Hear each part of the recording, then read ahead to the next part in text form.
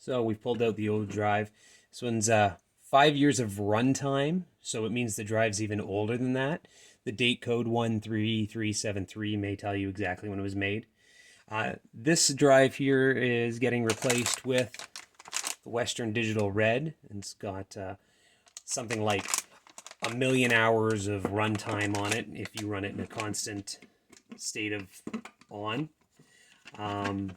I believe I'm going to take a little bit of a performance hit because I believe this old Seagate Barracuda was a 7,200 RPM drive, and I believe the Western Digital Reds are only 5,400. I don't think I'll see too much problem because, you know, the drive is archival data, stuff we rarely access. It's not like I need access to everything as fast as possible. So it should work out well. Now, the new hard drive is much smaller and lighter than the old one. And I mean, like, to some extent.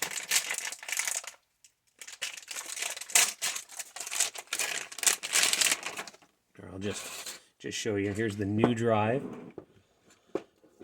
And here's the old drive. You can see a little bit thicker.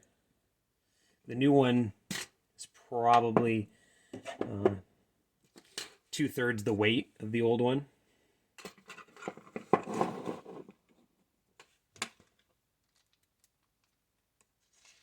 Now, I got a good deal on this little HP micro server when I bought it. It was missing some screws for the drives, so I've just, for the last 5 years, just been using 2 screws per caddy to hold it into place. And it's done fine, right? The machine doesn't ever move. It sits on the shelf. And as long as I keep the screws snug, I don't have to worry about any vibrations knocking anything loose. Put them both in, and then snug them both up.